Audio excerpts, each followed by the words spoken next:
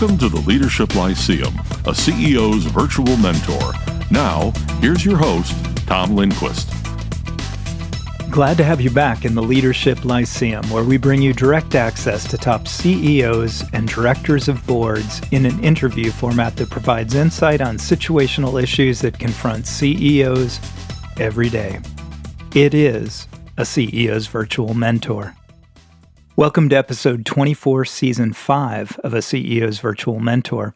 I'd like to express our special thanks to the clients of Lyceum Leadership Consulting that have enabled us to bring you this podcast, and to you, ladies and gentlemen, our devoted listenership, for your continued encouragement and programming suggestions.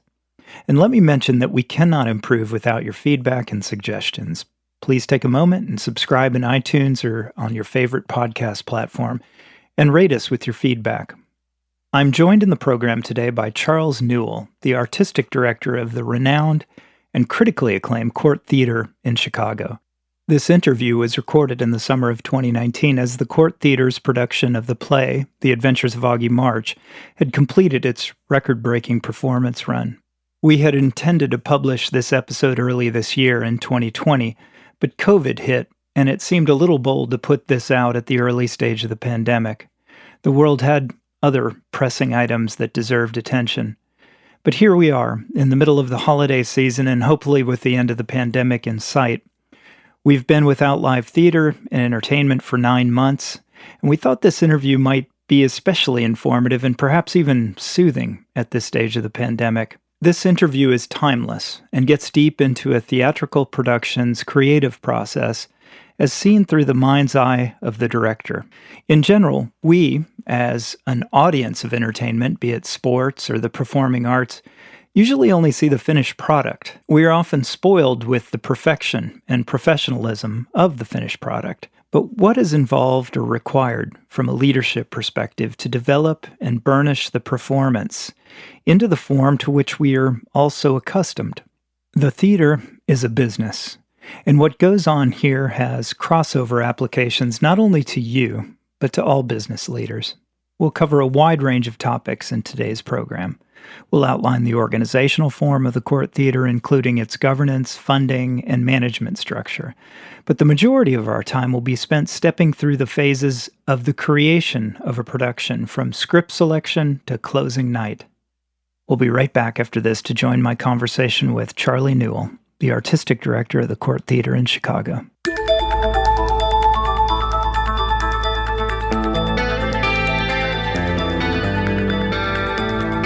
I'm here in my beloved Chicago, along 3 blocks from my home, at the Court Theater on the University of Chicago campus with Court Theater's Marilyn F. Vitale Artistic Director, Charles Newell. Thank you, Charlie, for hosting me today. Pleasure, Tom. It's great to be here. Charlie has been the Artistic Director of Court Theater since 1994. The Court Theater was established in 1955 and is affiliated with the University of Chicago, receiving in-kind support from the University of Chicago. The Court Theater is dedicated to the curation of large-scale, interdisciplinary theatrical experiences. The impacts and outcomes from its approach to theater brings far-reaching, important benefits beyond the stage that could be the subject of many podcasts. The theater is known for and awarded for the development of new translations and adaptations of classic texts. Your most recent production of The Adventures of Augie March, which just ended its extended run last week on June 23rd, epitomizes the Court Theater's mission and illustrates much of what we'll talk about today in our conversation. To set context for the discussion, Charlie, it'd be helpful for the listeners to describe the unique governance structure and the mission of the Court Theater. Illustrate that against a more traditional theater structure. Sure, thank you, Tom. Court Theater is a bit of a unicorn in the national theater community in that here we are, professional theater in residence of the University of Chicago, and yet, unlike many other theaters that do have their home base is a university like Yale or Harvard or other places, Court Theater does not have a training program, does not have an MFA degree granting program. In other words, there is no direct tie between what the theater is doing on its stage with a training program, but rather is really a standalone professional theater. Our peers here in Chicago, a very vibrant and competitive market for nonprofit theater, are the Goodman Theater, Chicago Shakespeare, Steppenwolf, and other large theaters that are 5 to 7 times larger in budget size. And yet, Court Theater, I'm very proud to say, competes quite actively for artistic achievement and accolades and awards with those much larger theaters. One of our real selling points for donor solicitation is your money goes further here to make great art than at other theaters because we're a smaller budget-sized theater, and yet artistically we have as good a national reputation as those other much larger theaters. But with a smaller budget, how does the Court Theater achieve the caliber of actors and the quality of performances?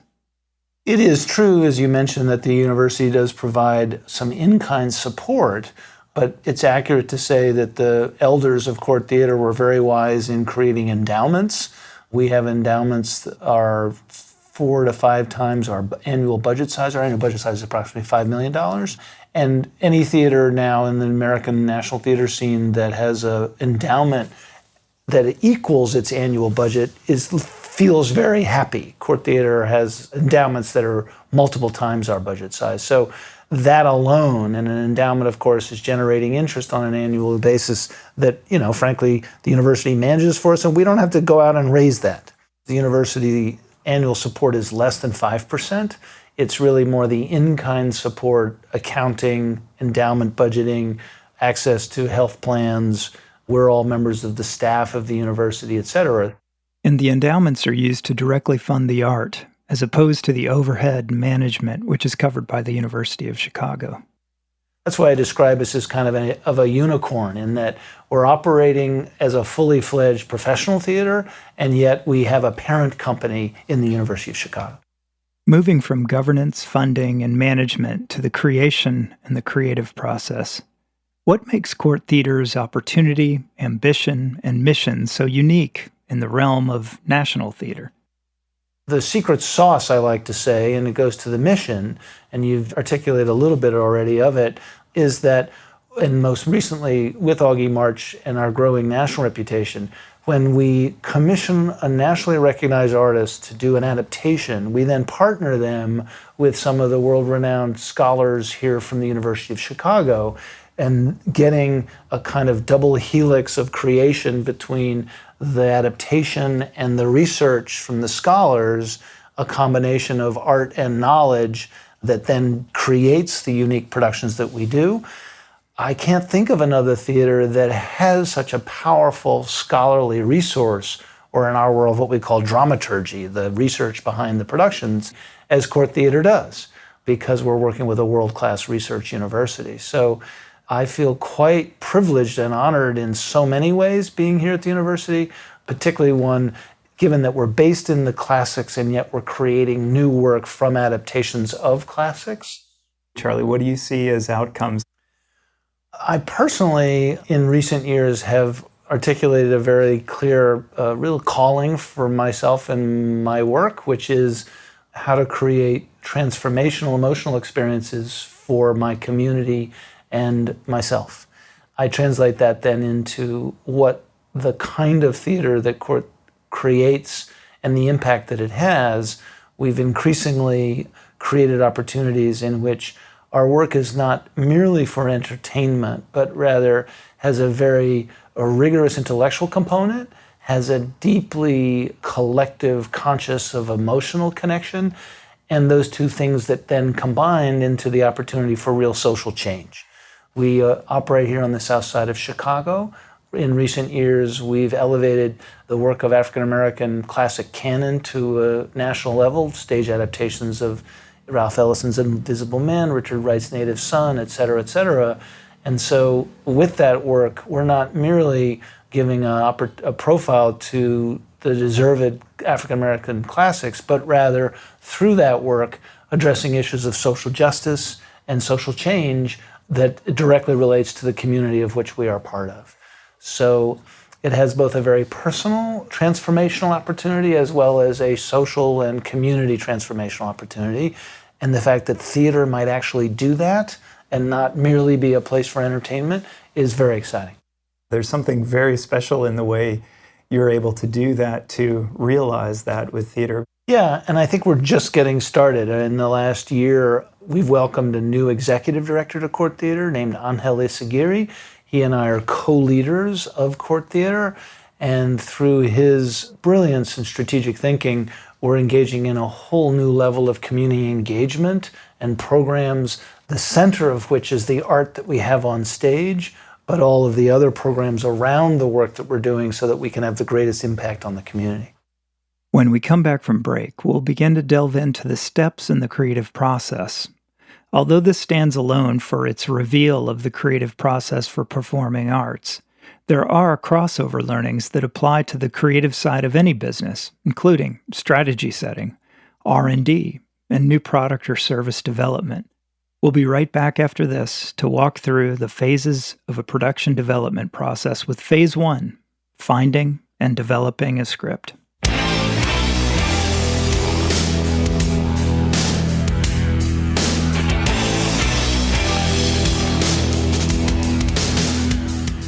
We're back on the University of Chicago campus at the Court Theater with Artistic Director Charles Newell. We begin stepping through the phases of a theatrical production development process with Phase 1, finding and developing a script. I thought what we could do is step through the development of a production and stop at the major steps along the way and talk about your interaction and the development of those. I thought we could use the recent Adventures of Augie March as an illustrative example. I'll just quote from this excellent New York Times article that was really not a review, but a promotional piece for Augie March, which written by Rachel Steyer on May 7th, 2019. She writes, and just to set context for the listener of Augie March itself, she writes, when The Adventures of Augie March, Sal Bellows' groundbreaking 500-plus page Chicago epic was published in 1953, it shook up literature. For the first time, an American writer told a Jewish-American hero's picaresque story of self-discovery in heightened language and street-smart argot. Zachary Leader, Bellows' most recent biographer, calls it the great American novel. Since then, the book has fallen somewhat out of fashion, as has Bellow. Today, Augie March is in print like all of his novels, but not taught much at university, said Mr. Leader, the author of the 2-volume Life of Saul Bellow. For the listener, the picaresque novel is a genre of prose fiction that depicts the adventures of a roguish but appealing hero of low social class who lives by his wits in a corrupt society. I kind of translate it as guys being guys kind of a novel. Indeed. In terms of the first phase of what I would say finding and developing a script, what's really interesting about Augie March and the development of it is the involvement of 49-year-old Pulitzer Prize-winning playwright David Auburn, who I believe graduated from the University of Chicago here in 1991. The New York Times article mentions he didn't read Augie March until he graduated from college, when at 23 he was drawn to its vitality, its cascade of incidents, and its slang. And 4 years ago, he suggested to you, Charlie, adapting the novel. He said the language made him feel like it might be a good fit for the theater. And I wondered how all that process took place. Did you know one another and he called you? Or I saw that you all had done a kind of an interview together in front of a group here at the University of Chicago, but that's when you had already started production. So how did you guys meet each other in the first place, and how did this come to be? Well, most people may know of David Auburn as the playwright of the play Proof, which of course got made into a film with Gwyneth Paltrow, etc. And it was set in Hyde Park. Just a note on the 2005 film production of Proof, directed by John Madden and starring Gwyneth Paltrow, Hope Davis, and Anthony Hopkins. Roger Ebert gave it 4 stars in his 2005 review and noted, quote, John Madden's Proof is an extraordinary thriller about matters of scholarship and the heart, about the true authorship of a mathematical proof and the passions that coil around it. It's a rare movie that gets the tone of the University of Chicago campus exactly right, and at the same time communicates so easily that you don't need to know the slightest thing about math to understand it. Take it from me, unquote. I had always thought court theater maybe should do a production of Proof, but because court theater looks for innovation and a sense of how might we look again at a classic text in a new light, I directed a production that did not look or sound or feel at all like any previous productions of Proof. And then I heard Dave Auburn was going to come and see it. So I got very nervous because I figured here's his play that got him the Pulitzer and the acclaim, and it's set in Hyde Park, and why doesn't it look like Hyde Park and all of the other productions of Proof that many people have done? What I didn't know is that Dave Auburn also came with great trepidation because he didn't want to just see a yet another production of Proof. So when he saw what we'd done with it, it was a quite abstract, heightened, even experimental version of that play. He was very jazzed. So that's when our relationship started, because he saw how much court lives at a place of innovation. We then brainstormed together. I invited him to come and direct Long Day's Journey and Tonight, the O'Neill play. So we got to know each other better from that. And then we brainstormed a number of different titles that court might commission from him, including what I would think for most people is the unknown novel of Tolstoy called Resurrection that only someone who graduated from University of Chicago would know of. But then he he said the following thing. He said, Charlie, but I think what we really should do, because it's the most Chicago of novels, what if we did a stage adaptation of Saw Bellows' The Adventures of Augie March? Now, you should know in retrospect, I am so glad that he finished that sentence after the Saw Bellow novel of The Adventures of Augie March, because he could have chosen a lot of other Bellow novels that would have been much more challenging for so many reasons. But I was thrilled when he said Augie March, knowing it as I had read it in college, and recognizing it, as you said, a 500-page picaresque novel. I said, Dave, that's an impossible idea. Let's do it. Let's take another quick break, and we'll return with Charlie Newell, Artistic Director of the Court Theater in Chicago.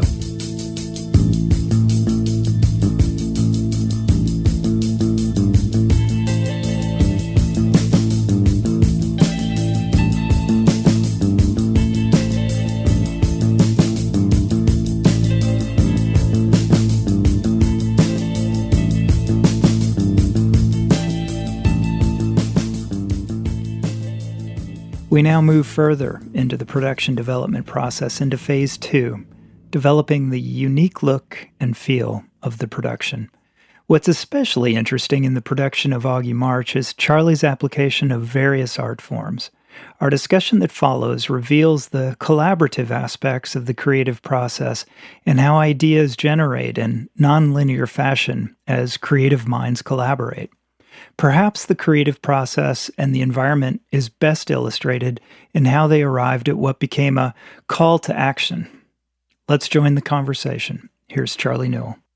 Augie March, just as I've said a number of times since we opened, there is nothing small in Augie March. It was 2 hours and 40 minutes running length. It was based on a 500-page novel. It had shadow puppetry in it.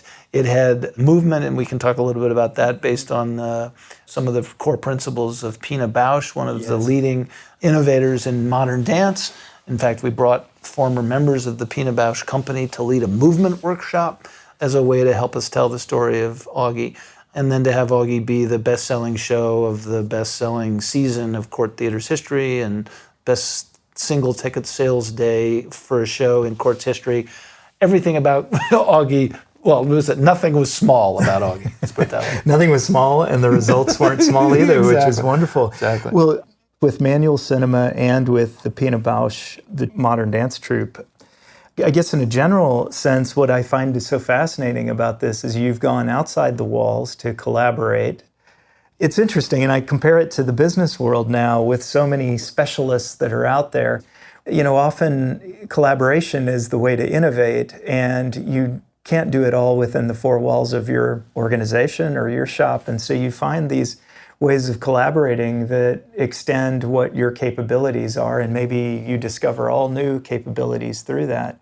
How did it evolve, or what were you thinking in the beginning when? I mean, it really was that kind of first leap off the cliff of commitment to Augie March, because it was such a huge, ambitious idea that as we began to try to, okay, how are we really going to do this? We realized we needed skills outside of the skill set that we had internally. So the shadow puppetry, that's the first time I've ever worked with a shadow puppetry company with my directing the show. Similarly, the movement work, I knew that we wanted to be able to tell story based on things that are very familiar to me. It's a text that has scenes of people sitting around a dining room table, etc. But then we also needed a variety and a variation. One of the challenges of a picaresque novel is how do you keep, particularly if you're adapting it to the stage, how do you keep a through line of a journey and yet don't repeat the same techniques and ways of telling story for over almost 3 hours of performance? Because an audience sort of gets fatigued by that. The closest analogy I can think of is if people remember years ago when Royal Shakespeare Company brought, a 2-part Nicholas Nickleby stage adaptation. I mean, there was incredible invention throughout that to keep the audiences paying attention even as you're following the core journey. And then as director person, I knew that I had been wanting to explore nonverbal storytelling through movement in my work, but I'm so textual based that I never really kind of pushed myself outside of my comfort zone to really explore that, except for in sort of small little ways. When I did the Chicago premiere of Tom Stoppard's The Hard Problem, I did a couple of small sections in which it was movement and not text, which of course Stoppard is so textually based. So with the movement workshop and with Dave's textual adaptation, the thrilling part was through the innovation of movement and storytelling without text, how could I merge the text and the movement together? And I feel like Augie March was kind of the first step of my evolution as a director to work in a different way. And now, because of that experiment, because of taking that risk, how I'm going to be directing the next show after Augie March is going to be very different than I ever would have if I hadn't done Augie March. So the innovation, the constant sense of what's different, how can we try something more and different, built upon the skill set that we have, but how do you take it to the next place? That's where I feel most challenged and most often terrified, and then also most creative. Sort of in the latter parts of the novel, Bello leaves Chicago and goes to Mexico, in which an eagle plays an integral part of the story.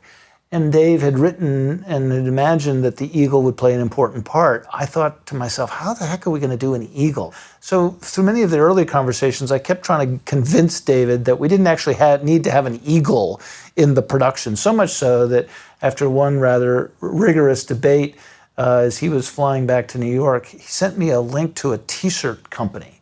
And I opened it up, and he had designed a t-shirt that had the big picture of an eagle, and underneath it, he had written the words, "Commit to the eagle." So I took that very seriously, so much so that after this extraordinary run in which we had an eagle represented in the production through a 3D puppet, through shadow puppetry, through Dave's adaptation that included an eagle that spoke, which of course is not in the Bello novel itself, but he had put it into his stage adaptation, I gave as closing night gifts to everybody in the cast, and most especially to David Auburn, t-shirts that had a big picture of the eagle and said, "Commit to the eagle." Charlie was encouraged by the call to action to literally, quote, "commit to the eagle," and finding a solution and bringing Dave Auburn's vision in the form of shadow puppetry in collaboration with Manual Cinema. Manual Cinema is a shadow puppetry company that actually grew out of the University of Chicago. One of their co-artistic directors used to be the resident dramaturg of Court Theater. I had admired their work for many years since Drew Duraz's name had gone to create the company. They then approached us that I wanted to commission them for a brand new work, and we then collaborated on, as I said, Mary Shelley's Frankenstein. It was the largest project in Manual Cinema's history, and it was a huge success for us, so much so also now it's now gone on international tour all over the world at various new work and puppetry festivals with Court Theater's name on it as well. After that experience, and as we were developing Augie March, and Dave said, "Commit to the eagle," I approached Manual Cinema and said, "Help! Can you help us figure out how to portray the eagle given our work together on Frankenstein?" And that was a further collaboration based on a leap of faith together. So it was kind of an additive developmental process of a relationship with a group of artists that we'd never worked with before. Let's take another break, and we'll be right back to continue our discussion with Charlie Newell to discuss Phase 3 of a production development, the casting process.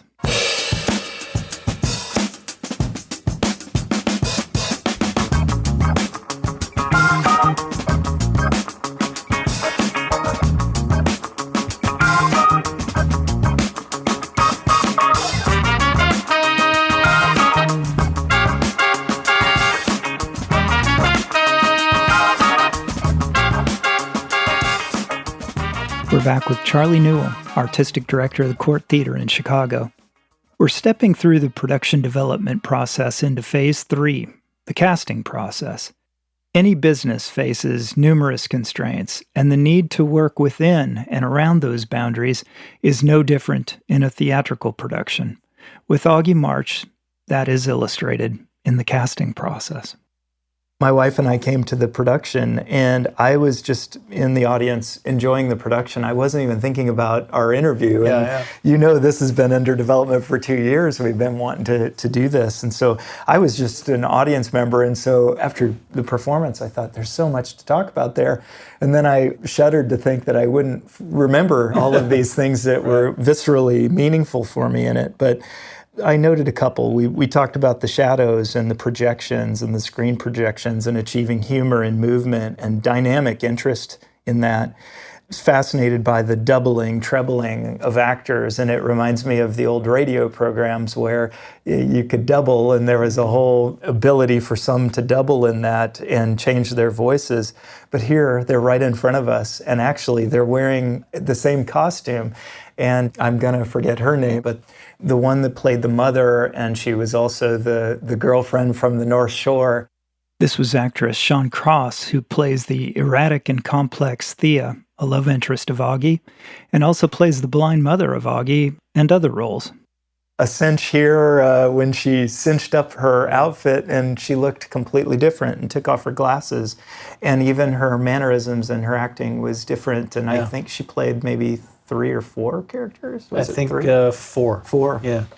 So that was incredible, and I talk about it in here in my themes against budgetary constraints, but maybe it's more than just delightful or regretful modifications against constraints. But hearing what you're saying, you're trying to solve a problem, and you're going out and you know what is in your mind's eye that you want to do, and you're looking for these innovative ways to solve a problem. Well, embedded in all of that was a casting process. So typically you go into a casting process, and you have all of the characters defined, and you're looking to match actors to the characters. Other than finding our Augie March, he was the only actor who played one role and only one role, which was to play Augie March. I began to realize that with a text that had over 45 or 50 different characters, with a budget cast of a total of 13, one of which was Augie March, how was I going to double all those roles? Rather than cast, that actor could play those 3 or 4, because those 3 or 4 roles are common, what I began to realize is that what I was looking for was who the actor themselves was. In other words, their ability to be transformational, to change themselves as opposed to playing to some type. So I ended up casting the ensemble as a group of people who, yes, would take on a lot of different roles, but actually their most important role on this picturesque journey of identity that Augie was on was their ability to change and transform themselves, but also be the agents of movement that would drive Augie throughout his journey. That required an actor who would be generous of spirit, who didn't need the limelight, who would be part of an ensemble of people, would occasionally have a starring moment or a soliloquy or a focused moment, but most especially was kind of pushing Augie along, which then led to a whole nother way of thinking about casting any show that I'm doing, which is more about the spirit of the actor than it is do they fit the role? And that is now, like the movement work that I've done, has changed my process about how I cast a show. How can you see the spirit of the actor at the casting? I envision a pool, and you're going out to a pool, and you're trying to pick from that pool, and then you're getting close interaction with that pool. And how are you detecting spirit in that? It's a good question. I mean, I've been at this for 35, almost 40, let's call it 35 years. I'm 60 now, professionally. So I have, every year I see thousands of actors in auditions. So I have, if you multiply that number, it's too big of a number for me to contemplate how many hours in auditions I've seen. I think the primary way I did with Augie was we would actually do a little rehearsal in the audition. So try to actually be in process together and see how well we sync up. Chemistry is all important, and also how adaptable and responsive and changeable was the actor to the slightest input from me. How generous, how free, how risk-taking they were to just try something. Can you give me an example? I mean, throw a change on me. What would we be doing? Do they have the script then, or the first parts of the script, or? Yeah, I mean, an example would be, thank you for memorizing that scene. Now, please, with no words, physicalize what you think are the most important events of this scene without using language. And just see how they did. And some would do it in 20 seconds, and some would do it in over 5 minutes. There was no set length or anything else. Compliment somebody in that you recall of your cast where you were sort of blown away, let's say, or that you were impressed by. Well, I remember one specifically, and it was certainly one of the many reasons that we cast this actor. There's a character in the play who teaches Augie how to jump boxcars and ride the rails across the country. Yeah, and Yeah. That was actress Brittany Love Smith, who played that character called Dingbat. One theatrical critic noted, quote, "Will knock your socks off with her rich comic turns as Dingbat and other characters," unquote. And she physicalized it in this beautiful way that was not literal, but you knew it was something about jumping boxcars and riding the railroad tracks. So much so that we actually used some of the physicality that she just invented on the spot in the audition. We actually used it in the production. That's great. Yeah. She was a standout. I think that was first act, right? That's correct. Yeah, that's correct. She stole the show in the first act. That's correct. Yeah, no, she was extraordinary. Let's take a break, and we'll be right back to continue our discussion with Charlie Newell to discuss phase 4 of a production development, rehearsal and refinement.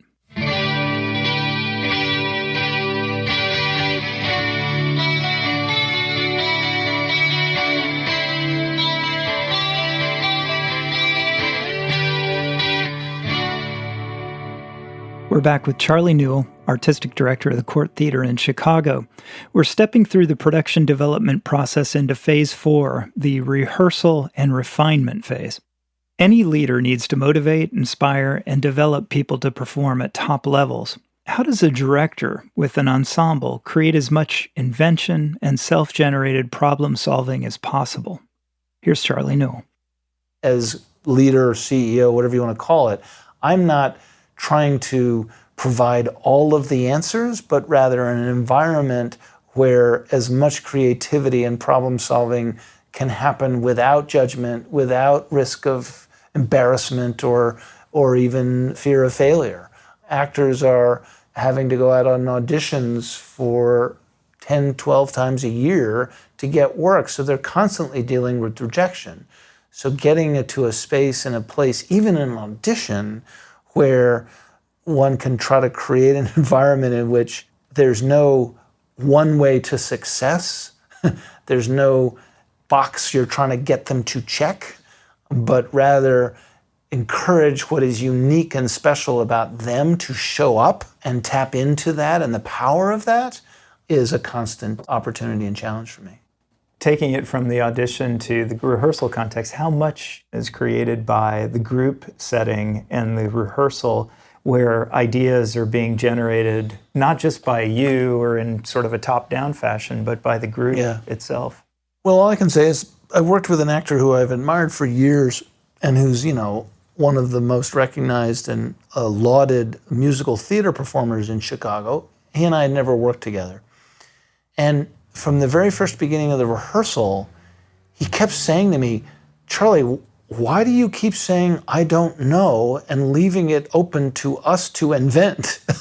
He was frankly, it was a little overwhelming for him that he said, somebody as experienced as you creating an environment in which you don't pretend or actually have all the answers is stunning to me, is challenging to me, and yet I am feeling more engaged in this rehearsal process than any that I've been in my entire career, is what he said. So I was not trying to get accolades from this actor, but rather create an environment that only this group of people could create because it's tapping into the unique creativity of each of the people in the room. Don't misunderstand me. I've done a huge amount of homework and a huge amount of preparation so that at any time, if we need a curation or an edit or now we're going to go in this direction and this is an answer we're going to try to make happen, I was ready to do that. But I constantly, particularly when it came to the movement, particularly when it came to Dave's adaptation and how we might structure the text, I was constantly trying to create a space in which everyone felt like they could have an artistic voice and yet new decisions would get made. In other words, it wasn't a democracy, right? There was leadership in the room, but there was also not only an encouragement, but even an expectation that people would bring their own stuff as well. Yeah, it's fascinating, Charlie. I'm kind of a fan of Orson Welles. I'm also a fan of Alfred Hitchcock. And anything that's on YouTube, interviews with Orson Welles, workshops that Orson Welles has put on, I've tried to watch. One was in the early 80s, just before he passed away.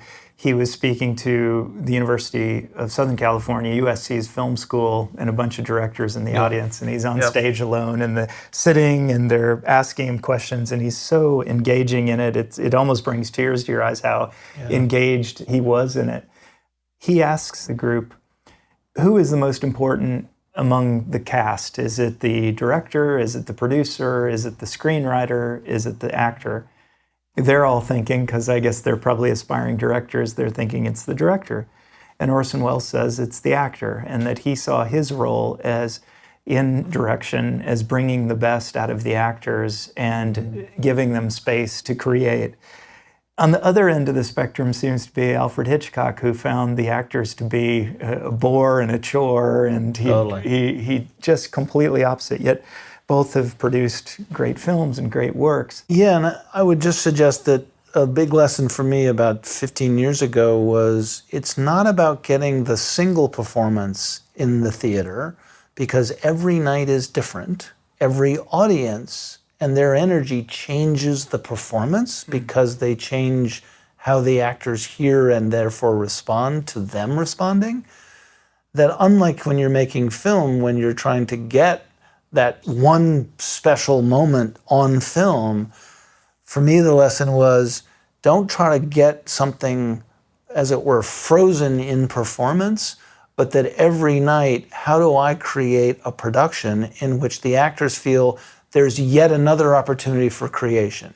Every night is an opportunity to discover something more, even while staying obviously within some parameters of the existing performance. You don't want just chaos, of course. People will be out of their light, or the sound cue won't time out right, or whatever, some of the construction around it. But I was thrilled because when I went to see the final performance of Augie March, I reminded the actors that when we opened, I said, look, we're not just trying to get here to opening. Our goal, your goal now as a company, because director, you step out after the opening night, your goal as a company is, what's the performance closing night? How do you keep evolving and building to closing night? And I thought their closing night performance was the best of the entire run. Let's take a quick break on that note. When we return, we'll talk about Phase 5 of the production development process, the arc of production evolution from opening night to closing night.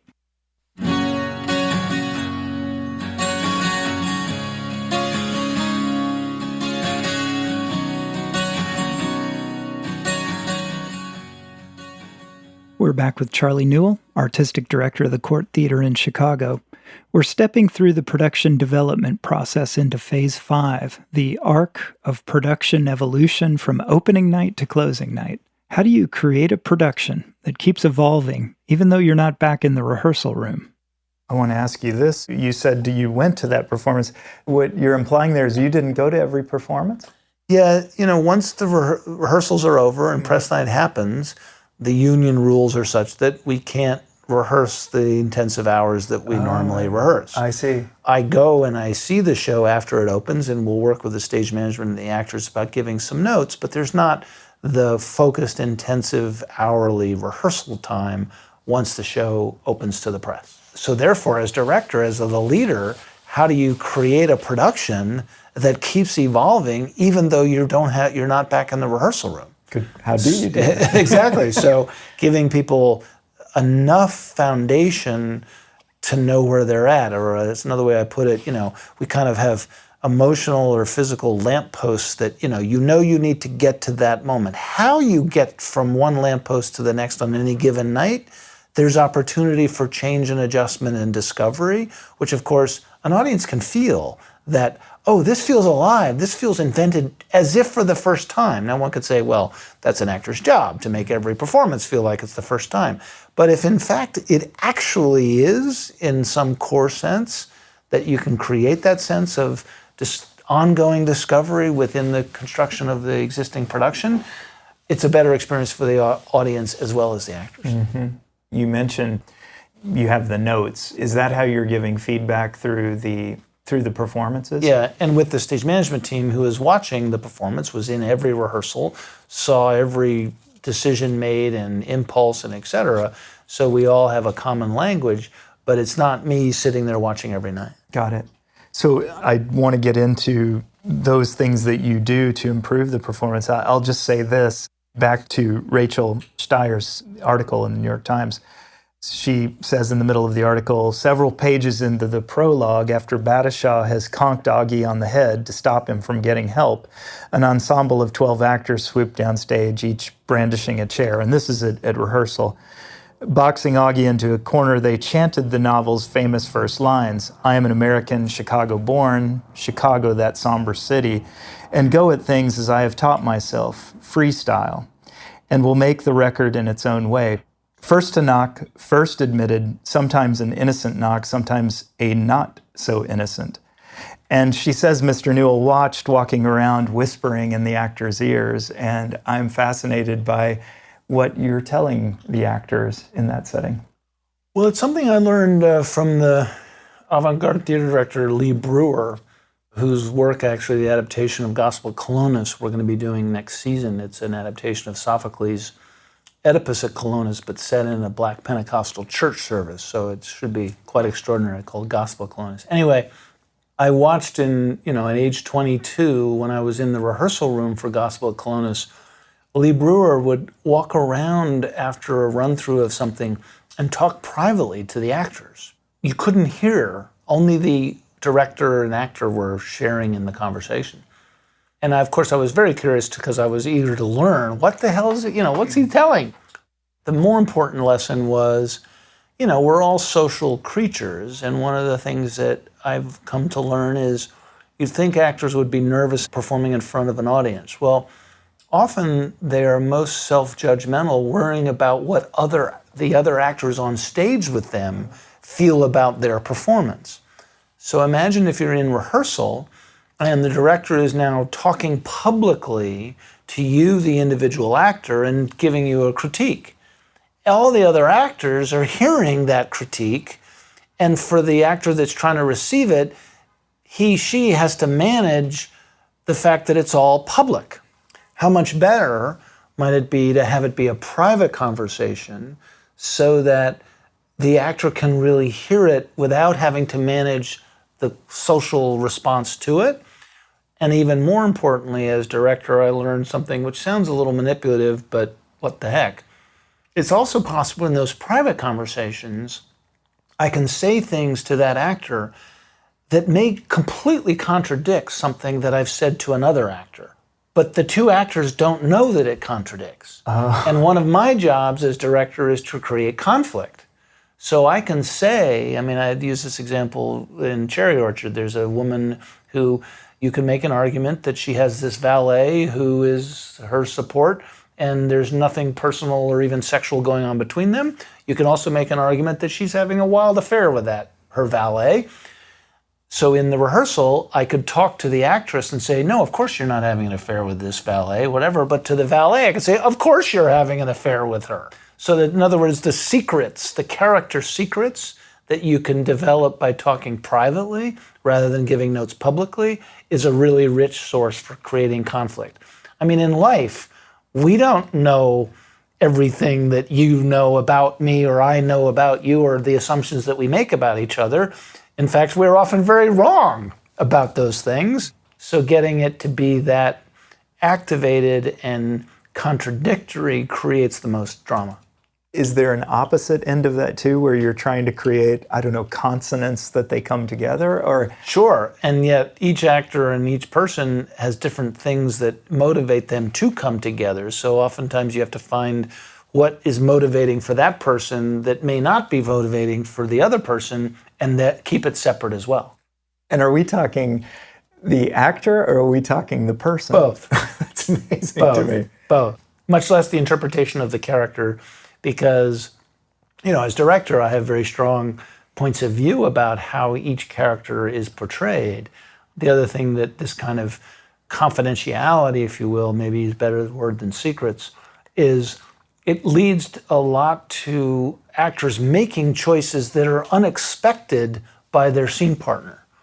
So therefore, the scene partner is just reacting to something new, which, of course, creates an acting that is much more spontaneous and much more alive, and frankly, more lifelike. You don't know what I'm going to say next, and whatever I'm going to say, you have to process and then figure out how you're going to react, as opposed to, we already all know the script, and we already all know what's going to happen.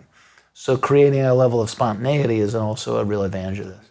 That, to me, is an amazing ability of an actor to be in the moment, not in the script, but in the moment, to actually have the wherewithal to think on their feet and react in that way.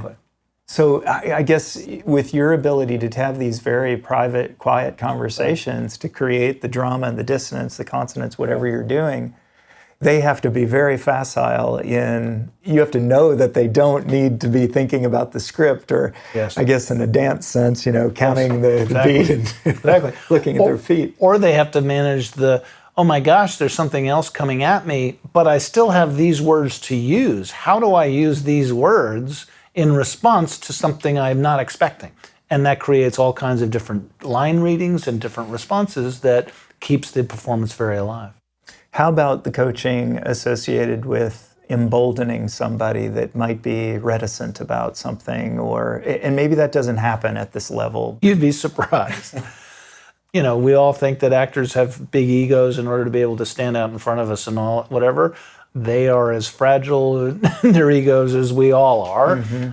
It's really trial and error to find out, you know, how to tap into something that does resonate and is authentic to that individual actor. Another sort of analogy I would make here is that I've directed Hamlet and Richard II and other major roles in which often the very first challenge to overcome is the actor thinks there's some way that you should play Hamlet, and so my rehearsal and my director have to teach me what that is. And I try to wipe all of that away and basically say, you know, yeah, we could, as I did in preparation for Hamlet, I looked at 20 different productions and blah, blah, blah, blah, all that. But rather I say to them, no, you are unique and your Hamlet will be unlike anybody else's Hamlet. So any sense at all that you're trying to do the Hamlet that you should do is a big waste of time. What's going to make your Hamlet interesting and unique is, what is it about you that defines who you are that nobody else has, and that is your creativity and your imagination, and therefore let's tap into that authentic sense of who you are to create the Hamlet that only you can make. Let's take a final break and return with the conclusion of the program with a retrospective self-reflection on the development of the director in Charlie Newell.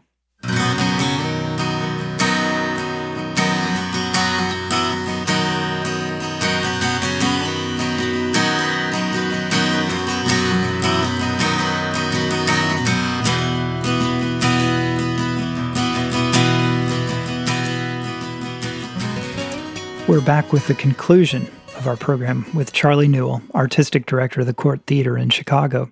When we left for break, Charlie was discussing examples of tapping into the acting professional to discover their own authentic self.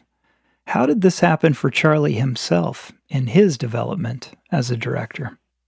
This was a big lesson for me early on in my career, and I had a fabulous mentor in Joanne Ecolitis who said to me, Charlie, if you're going to be a director, you got to figure out what's unique about you and you're the only one in the world who has your imagination and your life experience and your emotional compass.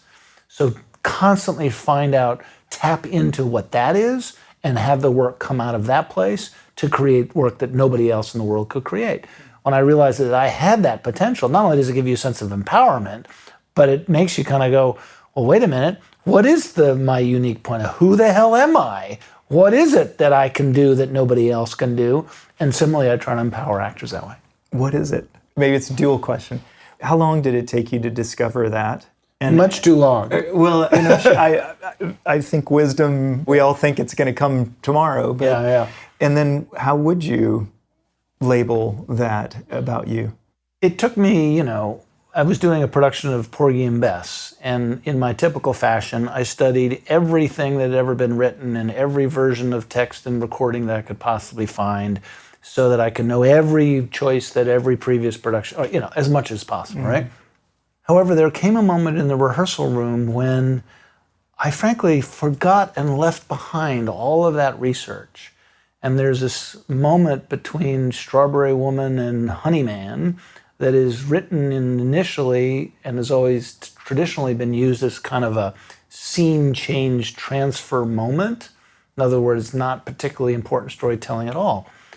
But something happened in that rehearsal where suddenly this whole relationship and this whole very complicated and powerful emotional event through the music could happen between these two characters.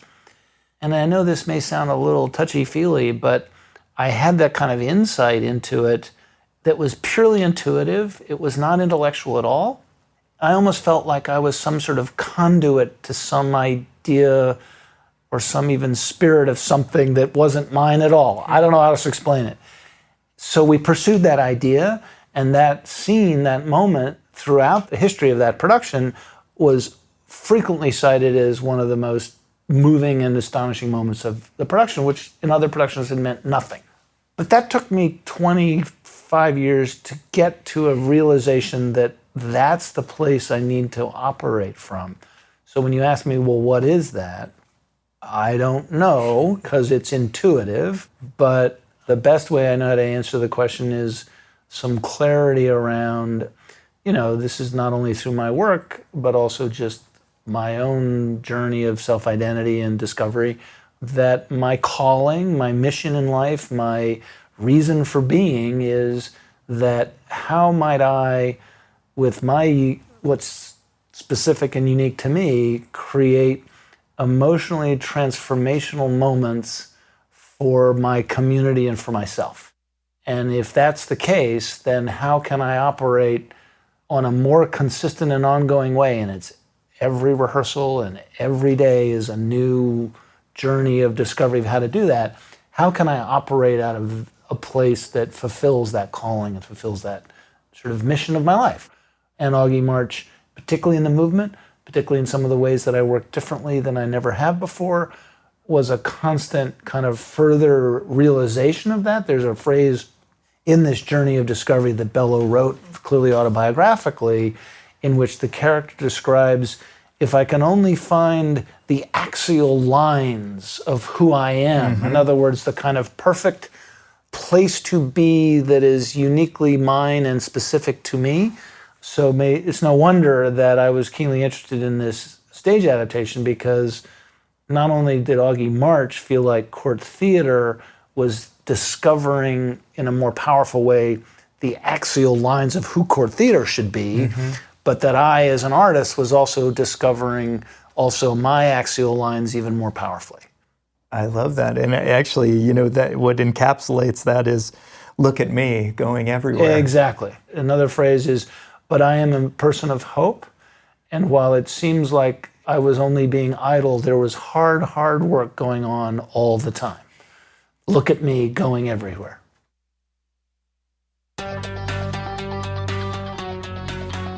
We hope you enjoyed this episode with Charlie Newell, the Marilyn F. Vitale Artistic Director of the Court Theater in Chicago's Hyde Park on the University of Chicago campus.